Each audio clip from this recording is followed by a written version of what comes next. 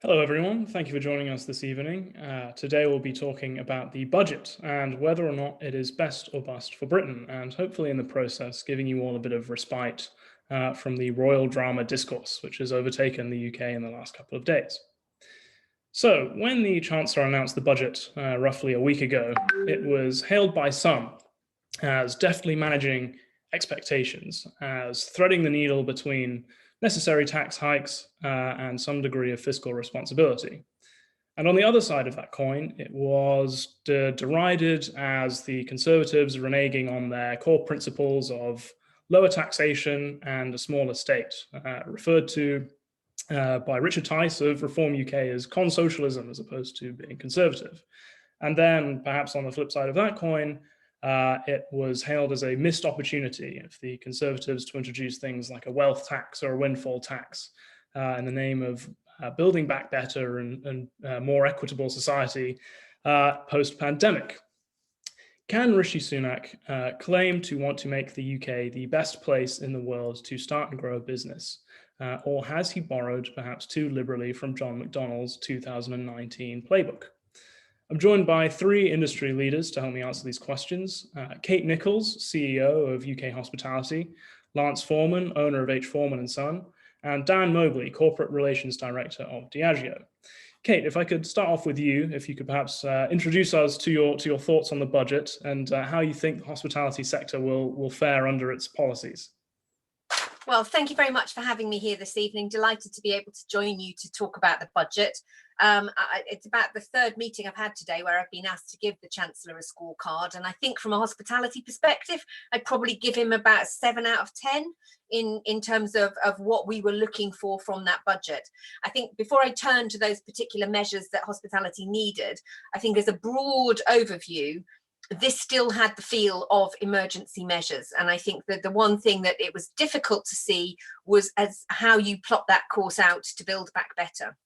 You had some end points that were hard points of you sort of pushed out to 2023, but most of the measures that were talked about that were very immediate, and it still had that feel of the emergency measures. And I think, this might just be his second budget, but it's his 14th emergency financial statement during the course of the coronavirus crisis. We actually had two last year in very quick succession of each other. So I think first and foremost, from our point of view, after 14 financial statements, who still have hospitality front and center of the key areas of concern, and to have a focus on how did you support that part of the industry, a vital part of the industry that is a big employer and a big generator of income. To still have hospitality front and center showed that the level of commitment to doing whatever it took to get through the business, and also a commitment to not pull the rug from underneath those businesses that were stuck with restrictions.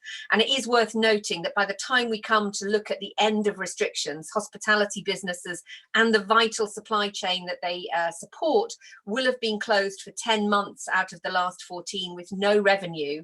And for the remaining 3 months will have been stuck with very significant trading restrictions, which meant that they didn't break even last summer.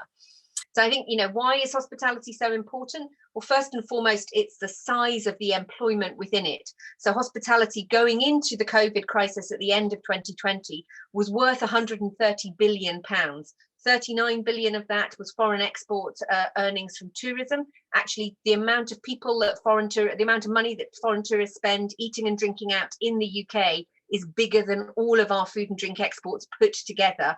And so that's a valuable third largest export earner that we have as part of that. Sadly, over the course of the pandemic, we've lost 60% of our revenues over the course of that period, just in 2020, likely to be more by the time we come out of this crisis. We were the third largest private sector employer, 3.2 million people employed directly in hospitality and 1.5 million in the supply chain that goes behind it.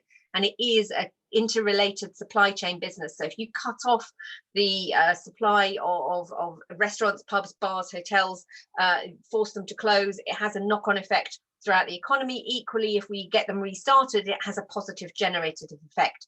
So hospitality was forecast to grow 5% last year, was forecast to invest £10 billion in our high streets and generate 1 in 6 net new jobs, 60% of those for 18 to 24-year-olds. So a really hugely important economic generator, but also an important community asset. These are local jobs, local businesses, 80% of them SMEs, spread across all parts of the United Kingdom. And so that's why we were particularly pleased that this budget did look at extending those emergency support measures to those businesses.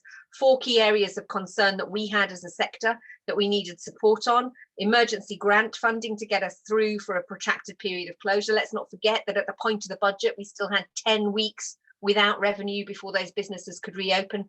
10 weeks ago, we were sitting before Christmas. So a very long period of time. So emergency grants, extension of the lower rate of VAT to drive consumer demand and to help rebuild shattered balance sheets, an extension of the business rates holiday to address fixed costs for those businesses while they were in a period of recovery, and extension of furlough for those businesses that had large numbers. We've still got about 2 million people in hospitality and the supply chain protected by furlough.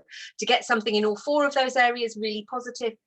Is it enough? It's never enough. And the particular area of concern we've got is around the business rates holiday, which is only 3 months in England as opposed to 12 months, 100% rate relief in Wales and Scotland, giving their businesses greater breathing room. And I think what we saw with those measures that were not put in place for as long as we'd asked for, but we're looking at sort of tapering off from July to September, is that it's really tied to that roadmap for reopening. Our businesses can't operate under the COVID restrictions and make a profit. So it's really important that those restrictions fall away as rapidly and as they can when it's safe to do so. So any slippage in that 17th of May reopening date for indoor hospitality, and crucially the 21st of June, when some of our longest closed sectors will reopen and social distancing is forecast to end, really important that that is stuck to.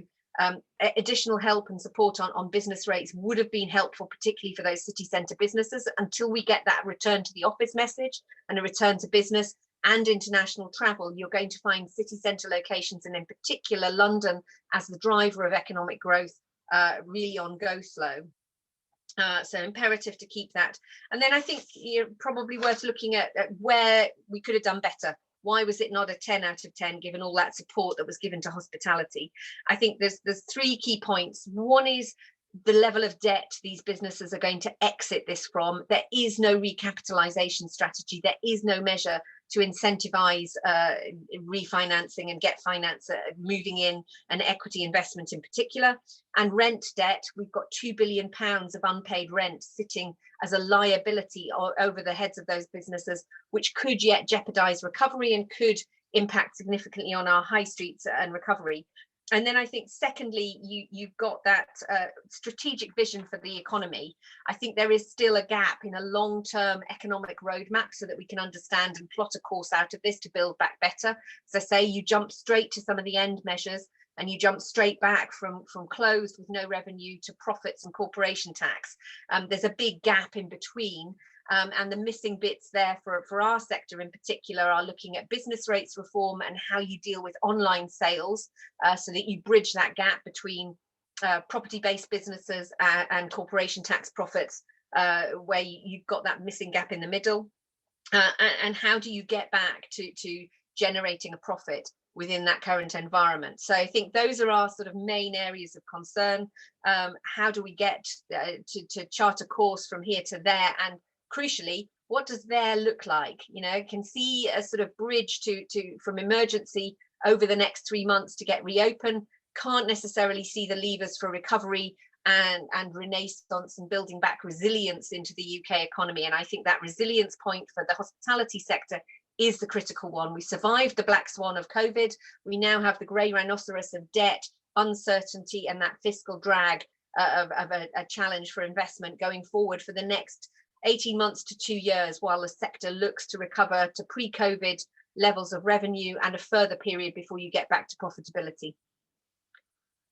Thank you. Well, thank you very much.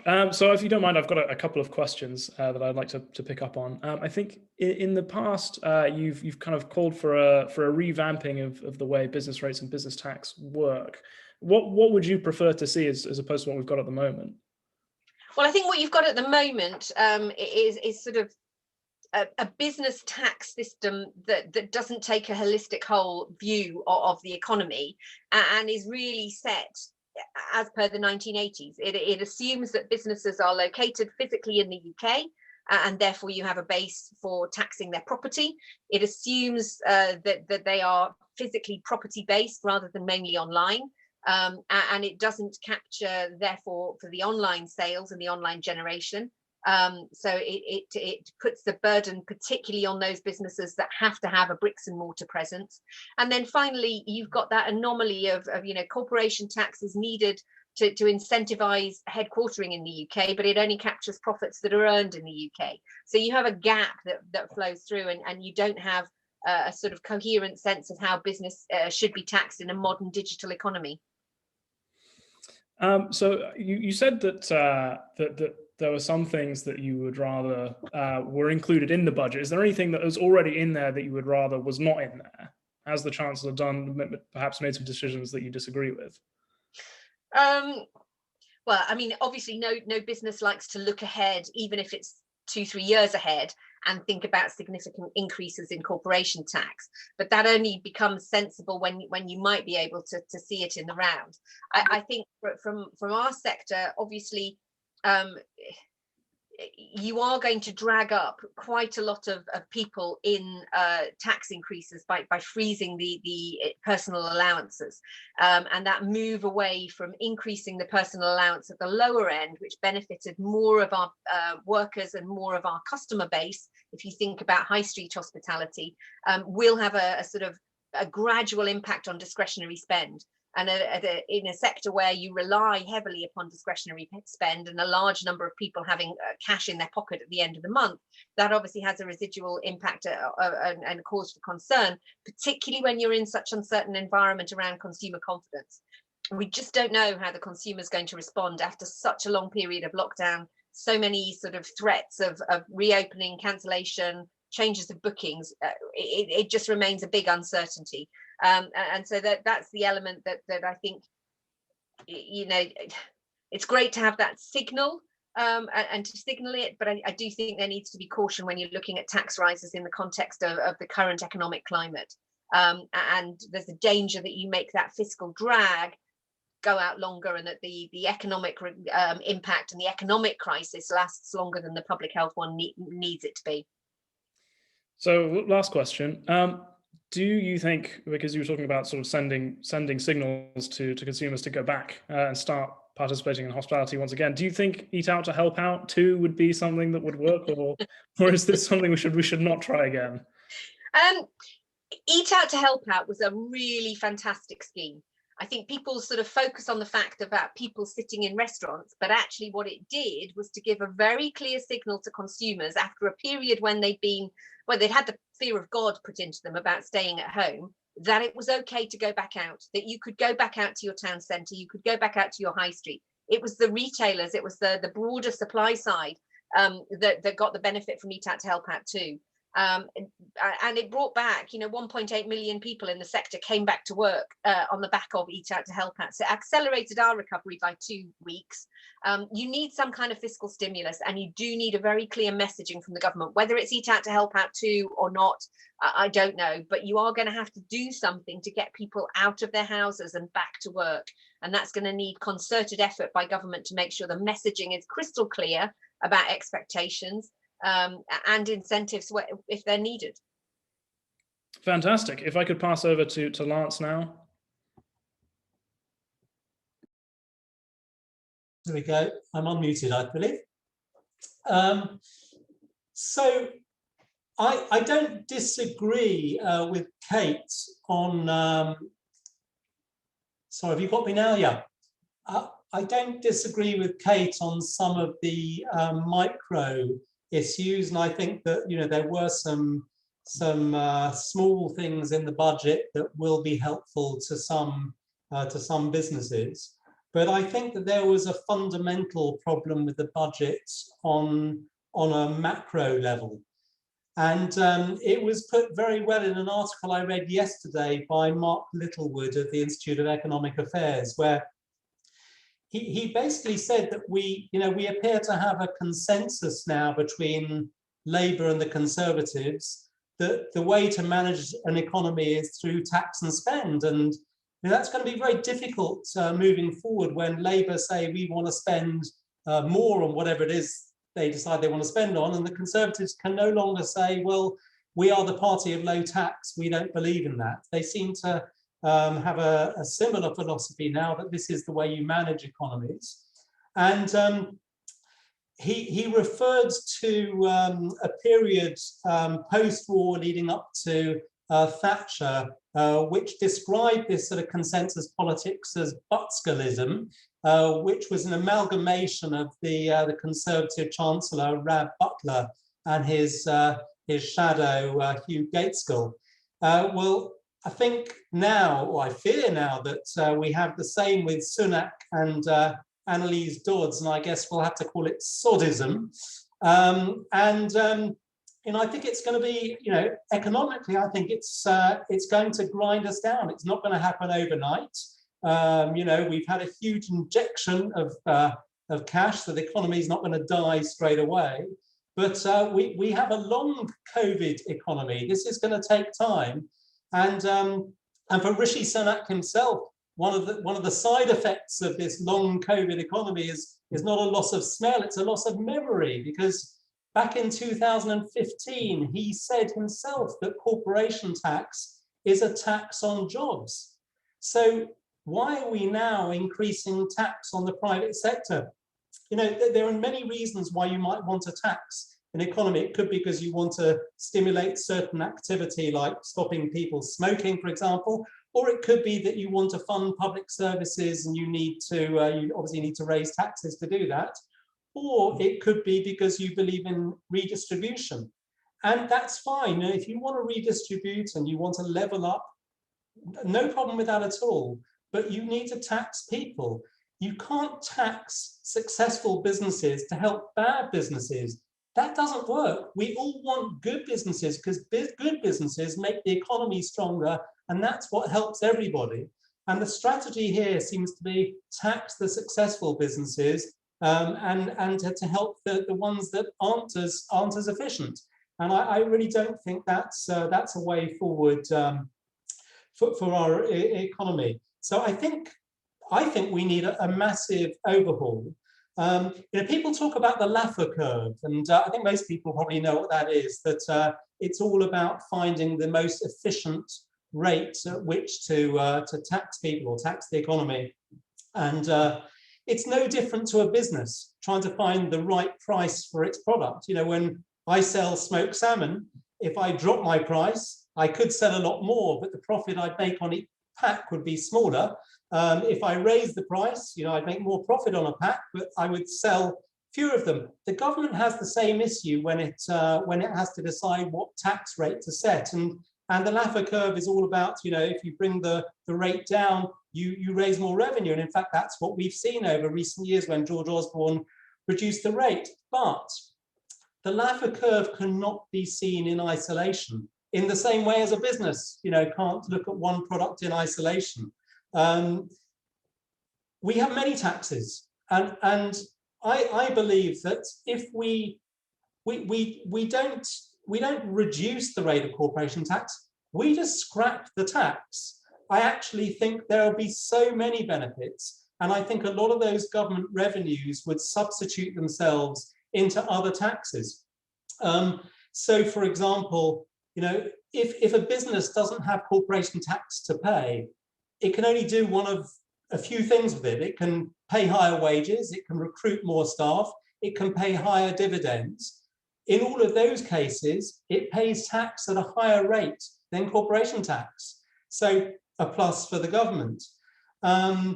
It could invest. which will have exactly the same effect, but only delayed. So again, good, it's growing, it's taking on more people, it's, you know, it's better for the economy as a whole. And it removes, you know, if you actually scrapped corporation tax in its entirety, you completely remove all these arguments about the level playing field, about these sort of foreign companies that are offshoring their profits.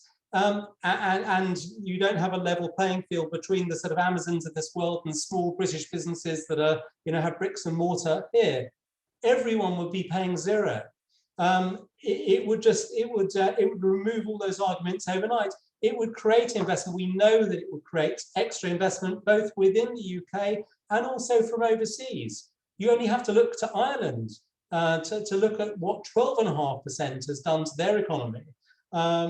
If we had zero corporation tax here in the UK, I think it would be an absolute boon for inward investment into the UK.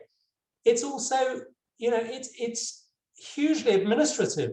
The administrative burden for small businesses in particular, like mine, you know, they're all trying to make their businesses as tax efficient as possible. They employ accountants, they have to obviously have audits as well. All of that would go out the window. You know, why do we want businesses to be tax efficient? We should want them to be business efficient. We should want them to be, you know, successful and grow as successfully as they can, not try and work out how can they save paying as much tax as possible. And I think the timing for this, and this to me is the great tragedy of this budget. You know, we have just had two of the most significant events in our history in the last 100 years, maybe longer, both Brexit and COVID. You know, those events were so significant, we had an opportunity to do something massive rather than tinker around at the edges. And I think that what we should have done was scrap corporation tax. You know, we had an opportunity to do it now, and just not even politically, even economically, it would have made sense. And the reason I say that is because, you know, corporation tax doesn't raise a massive amount in revenue. In a good year, it raises, you know, perhaps 40, 50 billion pounds, the equivalent of 3 months of furlough. But in this year, it's going to raise a fraction of that because businesses haven't been making profits. And in fact, businesses have been making huge losses, which means that the government is not going to not only receive less in tax revenue, they're going to have to refund businesses. So it's going to cost them even more. Now, my view is that if you would have scrapped corporation tax, the government could have avoided all of those tax refunds.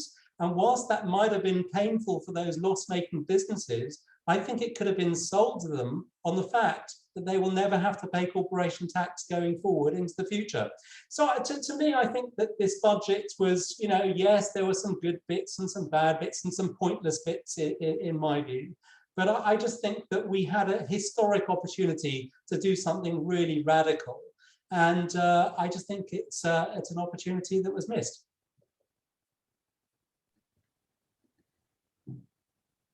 So a missed opportunity, but perhaps not in the way that some have meant it.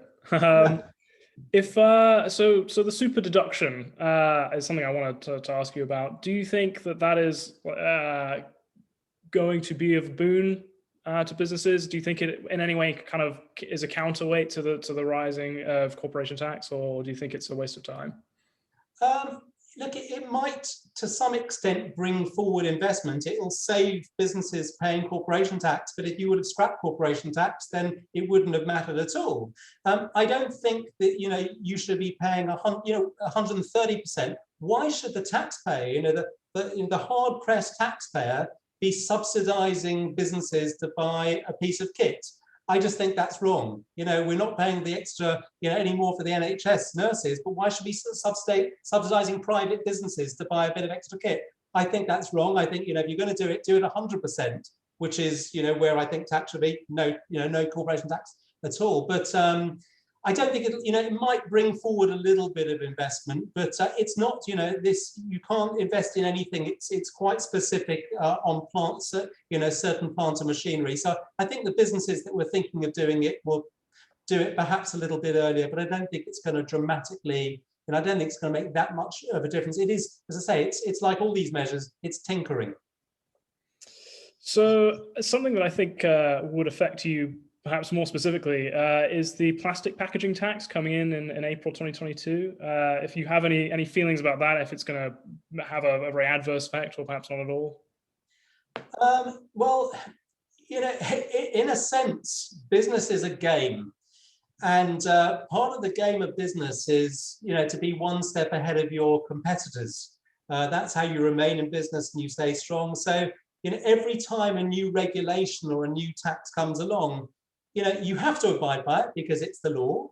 And the question is, can you work out how you're going to deal with this better than your competitors can? And that's sort of how business is. And regulations are very painful for business, but if they abide by those regulations and their competitors don't, it can actually be advantageous for them. So, again, I can understand why the government's doing it. This is the way the world is going. I don't think, I'm generally anti-regulation. I think that we're in a world now where social media is so powerful. If you don't do the right thing by your customers, they'll demand it anyway. So you don't necessarily need government to step in and regulate the whole time. So I suppose you mentioned earlier that you felt corporation tax was a bad way to raise revenue, right? Do you think that we should just sort of abandon raising revenue as an objective for the time being and just structure policy to go for growth? Or do you think there are better taxes to use? Should the Chancellor announce more perhaps punitive taxes that are not corporation tax to help in that endeavour? Well, I think the thing is, yes, look, of course we need to raise tax, but I think you tax people, not inanimate object legal structures, because you can always, it's particularly in today's world, which is so mobile. As Kate said, people don't need to be headquartered here. They don't need bricks and mortar anymore. A legal structure can be set up absolutely anywhere. It's so easy for businesses to avoid taxes through whatever sort of loopholes they want to create. Ultimately, you want to change people's behavior. You want to affect people's standard of living. So I think the way to deal with it is to tax people, whether it's taxing them on their income, taxing them on their spending, through VAT, or taxing them as shareholders. And, fair enough, if we want to change the way we tax businesses, let's have let's look at a dividend tax so that when the money comes out of that business, let's look at how we change that. But I think businesses should be encouraged at every step to be as efficient as possible, because that is the vehicle that actually creates the growth and the dynamic of the economy. You really want that to be, you don't want to stifle that at all. You want that to be as strong as possible. All right, Lance, thank you very much. If I could pass over to Dan now.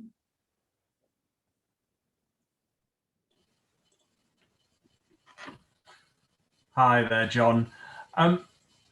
Look, it was a very interesting budget given the backdrop. And before turning to the impact on business or the economics, I think we have to recognise that politically the Chancellor did a pretty good job with an extraordinarily difficult hand given COVID and prior to that some of the disruptions around Brexit too.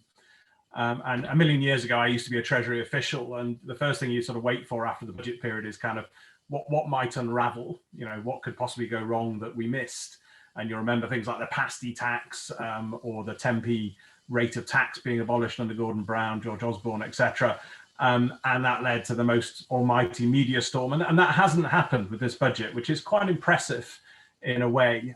You haven't had that much opposition from within the Conservative Party. They kind of united around this, despite it had these historic announcements around raising corporation tax, which no Conservative Chancellor in living memory has done.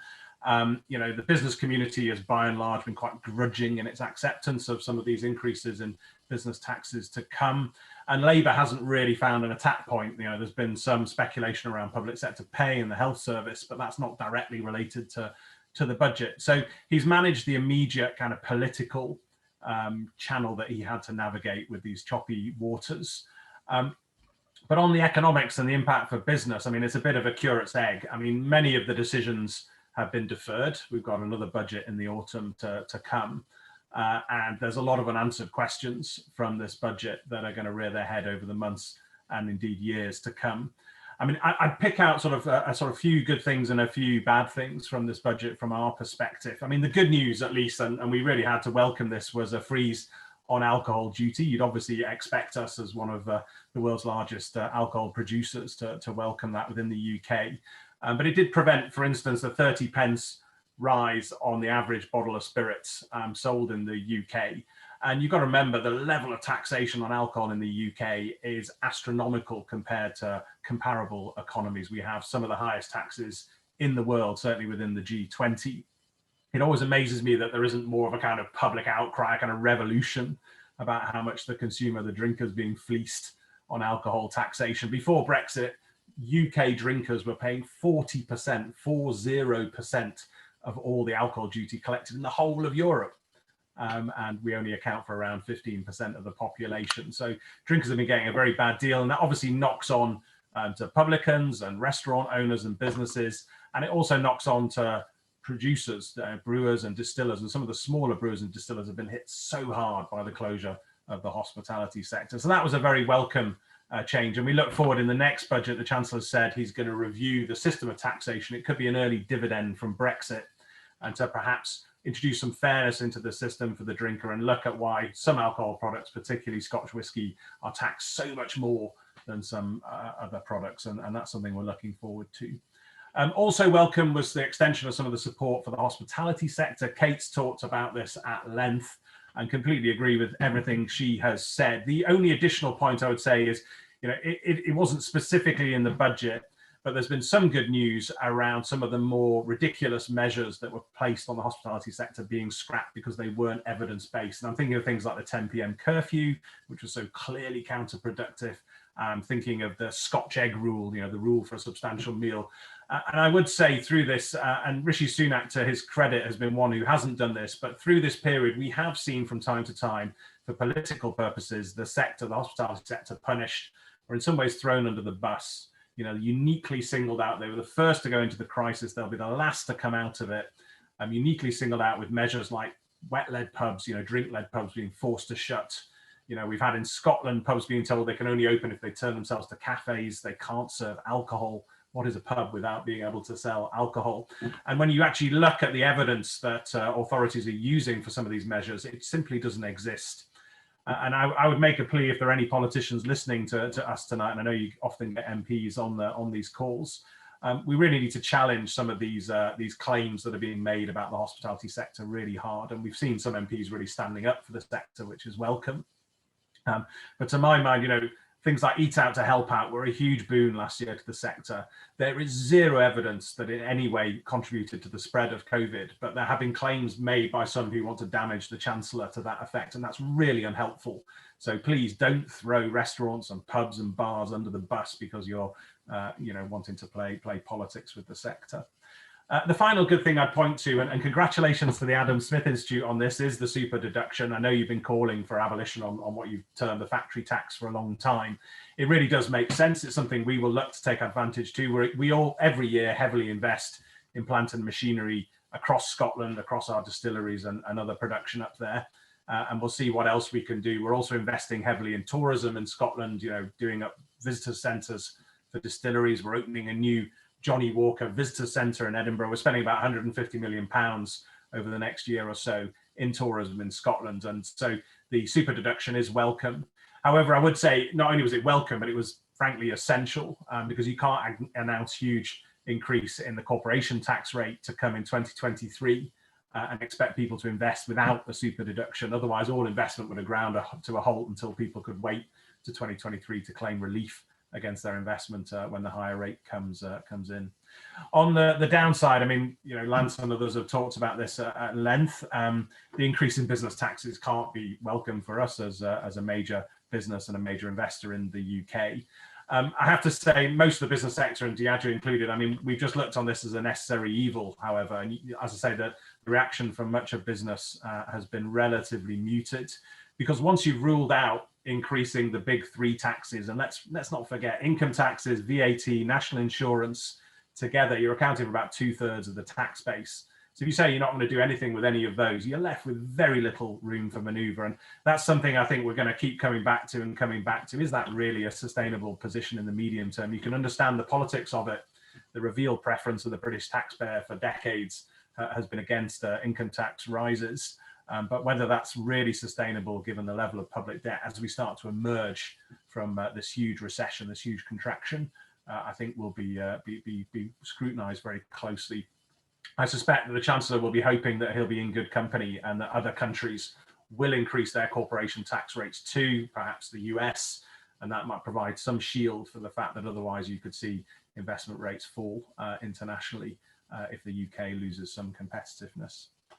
The only other points I'd mention, and again, it's been touched on already, but there does feel in this budget and the kind of public debate from all the political parties, that people are hiding a little bit from the fact that, at some point we're going to all feel some pain from the level of debt and the level of support that's had to be provided and the economic contraction that we're seeing.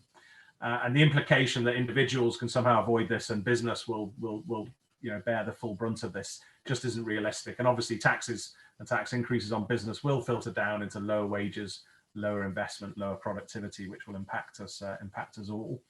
And I do worry that the public debate has really turned on the idea that tax rises aren't a form of austerity. Spending cuts clearly are austerity and can hurt, but also tax rises are another form of austerity. And I worry slightly that we're normalising this idea that there's no need for fiscal constraint. And again, long ago I left the Treasury, but it always leaves its hucks in you a little bit. There has to be a reckoning as we recover from this crisis to get fiscal sustainability for the medium term. It makes sense to turn those fiscal taps on when we're at war with this terrible pandemic, but we can't pretend it's cost-free forever. And you only need to see the tremors in the bond market at the moment. You see the reaction to the enormous stimulus program that's been announced in the US, and the risk that might see inflation start to increase, possibly quite sharply. And this idea that the UK will be shielded from that because we've got very long denominated debt and we can raise debt at very low rates. That may not be true forever. And a lot of that debt is held by the Bank of England, which in turn needs to refinance it at quite short-term rates. So I'm not surprised that there's some nervousness in the Treasury about the sustainability of where they are. And I think this is just the beginning of big battles to come about how we're going to pay for this crisis in the medium term.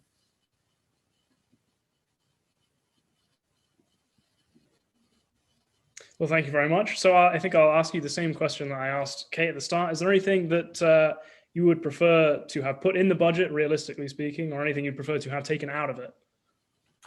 Yeah, I think this budget, as I say, was particularly tricky because you can't be doing significant fiscal retrenchment in the middle of the greatest recession for 300 years.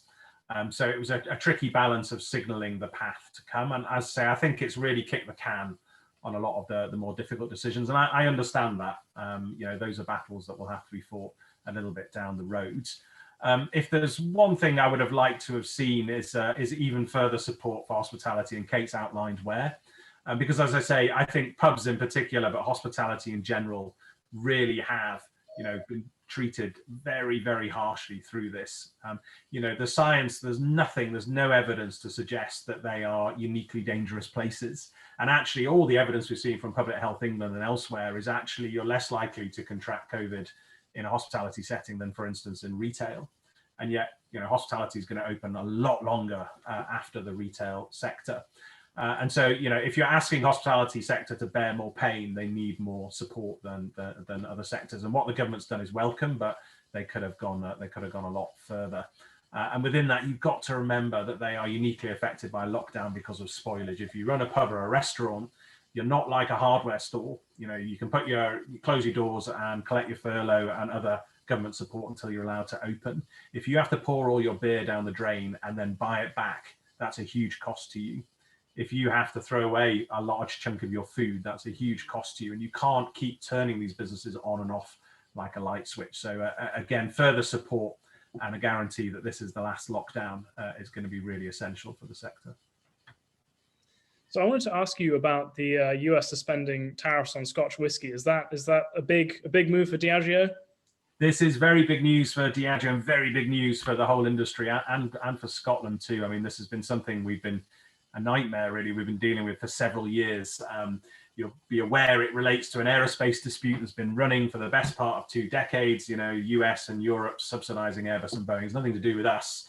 But iconic Scotch products were targeted in this dispute to try and force the European Union first, and then later the UK after Brexit, to stop subsidizing Airbus. You know, salmon has been hit in the past. We've seen cashmere, we've seen biscuits. But 2/3 of the pain fell on the Scotch whisky industry, and we saw exports to the US plummet as a result. About £500 million of exports and counting were lost, a large chunk of market share, and it's really hurt particularly smaller distillers and the farmers that supply them, their supply chains, disproportionately hard given COVID as well. So it's very good news, and you've got to congratulate the government and Liz Truss. She did a fantastic job in prioritising this. She reached out the Biden administration as early as she could. She's got these tariffs suspended for 4 months, while hopefully these two behemoths of the aerospace world can hammer out their differences. But what we need to ensure is this never hits Scotch and jobs and investment in Scotland again.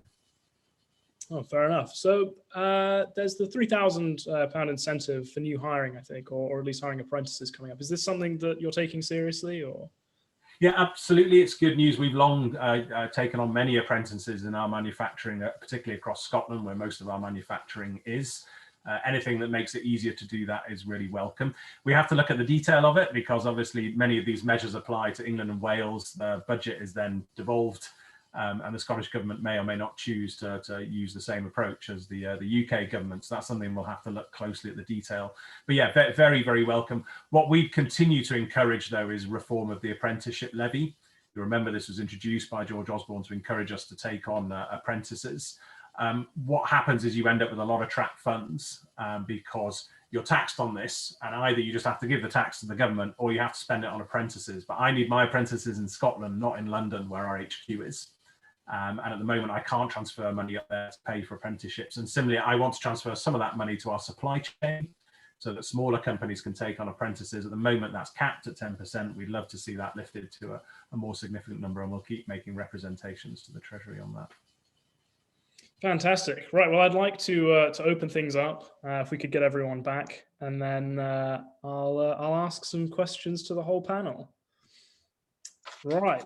Okay. So the first question I have, which might be a little controversial, is: do you think we're opening up too slowly? Do you think we're squandering the vaccination advantage? And then, in fact, it would be better, in particular for hospitality, to start moving towards being able to go back to the pub and restaurants sooner rather than later. Kate, if I could start with you. I think we need to be driven by data, not dates, to coin a phrase. And at the moment, we seem to be driven by dates, not data. And I think, you know, it would be good to get the government to be encouraged to look again at what the data is actually showing them, and to look at potentially more ambitious reopening. I know Chris Whitty today was saying you can't accelerate it, you can't concertina it. If that's the case, then we should look at reducing the level of restrictions that are on those businesses when they reopen, to allow them to trade more freely, to allow them to do more things. You know, if we can't bring forward the dates, then if we reopen pub gardens on the 12th of April, why can we not stand in a pub garden? Why can we not move around? You know, sort of look at some of those restrictions that sort of make it difficult to even break even. But I would urge the government to look again at what the data is saying to them, to allow those restrictions to be eased as quickly as we can, to get the economy moving as quickly as we can. And crucially, if the data is looking positive, to send those clear signals. There's two big areas that are missing from the roadmap at the moment. One is around restarting international travel and tourism, and business travel alongside that. That's a key driver of a return to economic growth in our city centres. And it takes a long lead time for people to book business events and business conferences, and they need confidence to do it. So give those clear signals now that you can restart and you can book with confidence. And the second is about return to work and return to the office. And here the government does sit on some prime real estate and large office spaces. They could set a real clear signal to give a roadmap for returning civil servants to the offices in Westminster and Whitehall. And again, if you give people a signal on the 21st of June that it's okay to return to the office, it's going to take them till September or October until that really starts to happen. So if they won't change the dates for hospitality reopening, bring forward the easing of restrictions within those dates, and give the clearer signal of those two key areas of the economy that need to get restarting. Okay, Dan, Lars? I could just add very briefly, I agree with everything Kate's just said. I think if we can't see change to the dates, the key is sustainability of that reopening. And so it is absolutely critical as early as possible and with complete clarity that the government sets out what is and is not allowed and looks to remove things that don't have an evidence base and that are economically damaging. So I would look at something like table service for pubs, for instance, is going to be a requirement. That wasn't a requirement last summer. And it doesn't make any sense. You can have safe collection points so people can order with their phones, go and pick something up from a bar. So you don't need to have expensive table service that restricts sales and imposes costs on businesses. So I think each of these measures, it's really important that the business department sits down and thinks them through and just make sure that they're absolutely necessary and brings them down to the lowest possible level before they're finally and hopefully eventually removed. We set aside £30 million of support to pubs through our Raising the Bar programme, and the idea was to give equipment to pubs so that they could do the sustainable opening, and we're proud to dispense that. And we've had 25,000 pubs take advantage of the fund already, with many more to come, and we've given them things like mobile bars to improve their outdoor spaces, better seating outdoors, safe spaces for watching sport, which really helps these pubs. But they need to know what the rules are, and we need to know what the rules are to design that and use that money effectively. So that would be my addition to Kate's one, is just make sure this reopening, whenever it happens, is sustainable as possible with complete clarity and evidence-based rules. Well, we are where we are, and whether or not you agreed that the lockdown strategy was right from the very start, should we have done what we did? Should we have given people more personal responsibility? Should we have followed the Swedish model? I'm sure there'll be inquiries and investigations into all of this, and perhaps we will find out in time what was the best approach. But so we are where we are, and we put so much emphasis into the whole the vaccine solution, and we've been brilliant. We've been absolutely superb with our vaccines and rolling them out, and here we are self-harming having done that. We should be seizing this opportunity and moving forward now. And yes, if people are still nervous, fine. They can, if they've had the injection and they're still nervous to go out, yes, we should encourage them, but that's their personal choice. But once you've been vaccinated, if the vaccines aren't going to work, what are we going to do? Lock ourselves up forever? We have to move forward with this thing now. And I just think that waiting until the 21st of June is way, way too long.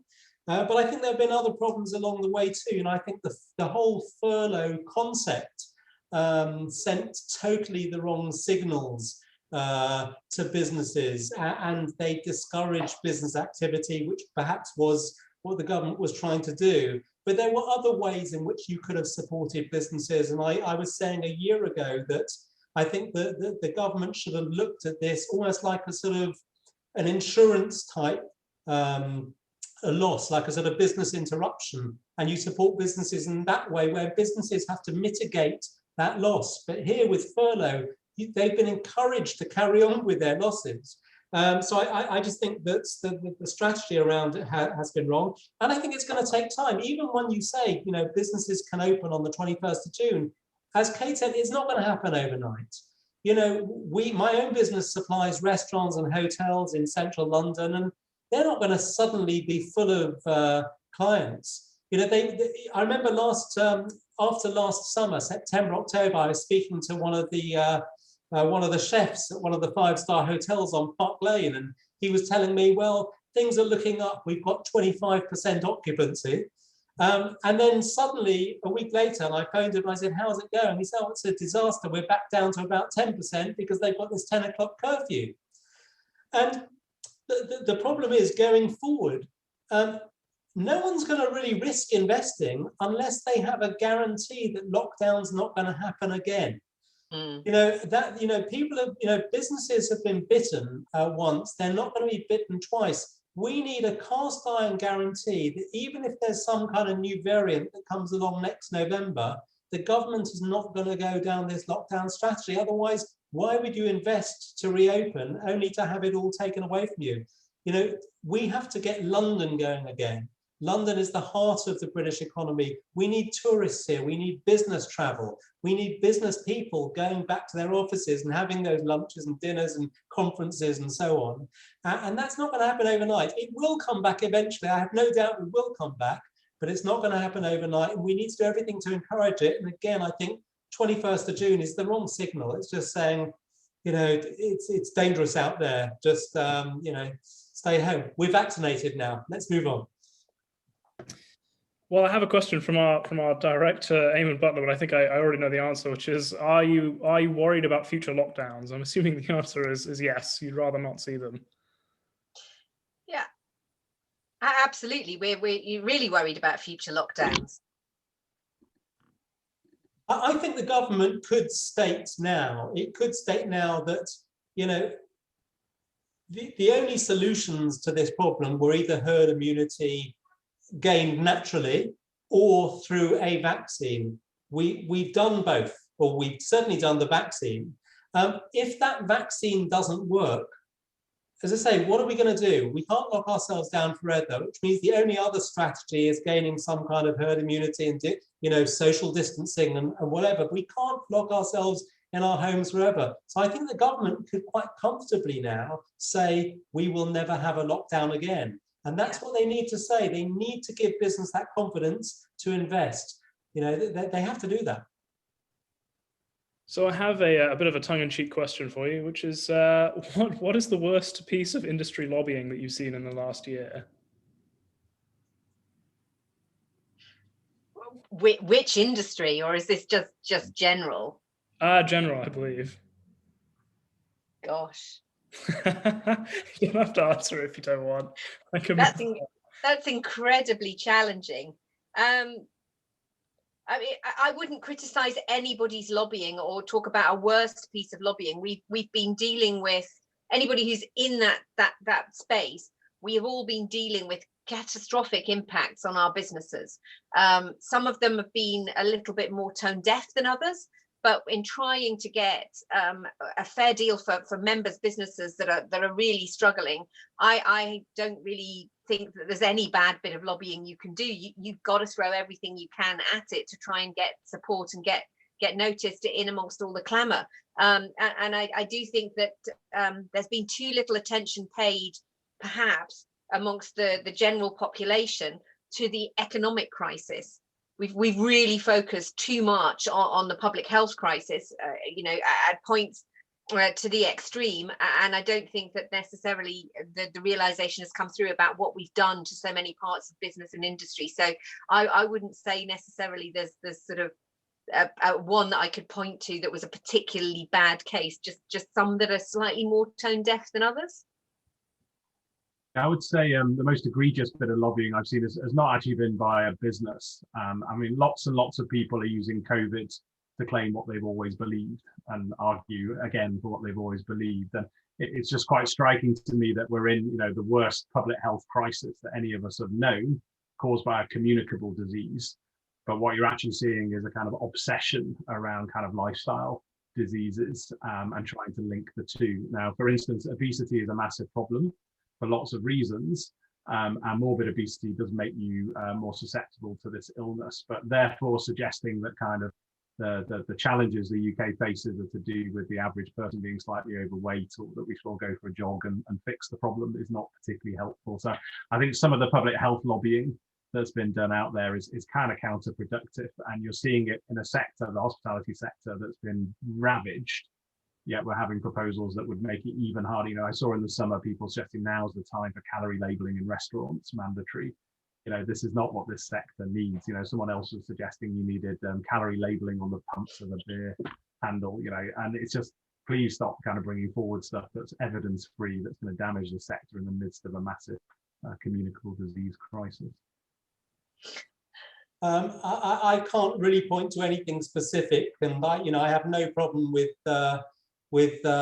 as Kate said, it's quite democratic to lobby and lobby politicians for whatever activity it is that you want to happen. But I generally don't approve of lobbying for increased regulations. I think that, you know, again, we have an opportunity right now because of Brexit to deregulate. And I think that should be one of our biggest focuses right now. You know, that is something we could do. We should be surveying, particularly SMEs. We should be surveying them and saying to them, look, if, you know, what are the top 100 regulations that you would like to see disappear, and let's gather that survey together, and let's see if there's some common strains there that we can actually start, you know, attacking and deregulating and making our economy more efficient. We have an opportunity to do this now, and we should just, you know, we really should get on with it. Okay, last question. Do you think there is the smallest chance that come sometime, presumably just before 2024, that the Chancellor announces that, in fact, the corporation tax will come down, or at least, well, presumably be before 2024, be before 2023, the corporation tax will not perhaps rise all the way up to 25%, and he'll announce something a bit more reasonable? Let me answer that one first. I think that if that was announced, it would be the most ridiculous thing to announce, because why would you say now that you're going to be putting up the taxes when people make investment decisions based on what you say you're going to do? So if you thought for one moment that you might not do it, why announce now that you're going to do it and stop, you know, sort of business and investment decisions? You know, if you're a business in some far-flung country and thinking of investing in the UK, and you know that taxes are going to go up 5% in 3 years' time, you won't do it.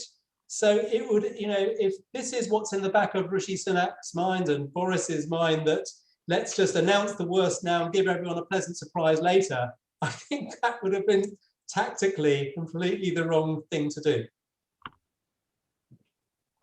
I hope I'm wrong, but I suspect we won't be debating significant tax cuts in the next decade. Unfortunately, in most sectors of the economy, there may be tweaks and changes. But I think there's a bigger question, which, you know, all the political parties need to face up to, which is what kind of economy do we want to be? And that question was there prior to this crisis, when we were seeing, you know, huge pressures on the public finances from demographics, you know, the aging population. And, you know, no one really kind of gave me a very clear answer as to what kind of economy we were going to be. And that's obviously now been exacerbated by COVID and all the challenges it brings. I don't envy Boris Johnson and Rishi Sunak. Is a massive responsibility. But as we move through the immediate crisis, a bit more clarity around what kind of economy, what kind of tax system, what kind of regulation, what kind of productivity planning we're going to have, what kind of public spending we expect to give our people. And these big questions are going to have to be answered. So I know I said last question, but what I just said made something pop into my mind. The government's considering setting up a national investment bank. I want to know if this is something you're in favor of, or if you think it's perhaps spaffing money in the wrong direction. Any takers? We've had quite a few nationalised banks over the last decade. So I'm not normally overly keen on them, but, you know, devil's in the detail. So we'll see how this one goes. Well, fair enough then. Right. Well, I think that'll draw things to a close then. Unless any of you have got anything to say about National Investment Bank. Well, thank you very much for joining me. It's been a real pleasure. I've had a lot of fun. Don't forget to join us next week, to the audience, where we will in fact be talking about royal drama. We'll be having a monarchist Republican debate, I believe. So don't forget to tune in at 6 o'clock Tuesday next week. All right. Thank you very much, guys. Take care. Thank you, John. Thank you. Bye.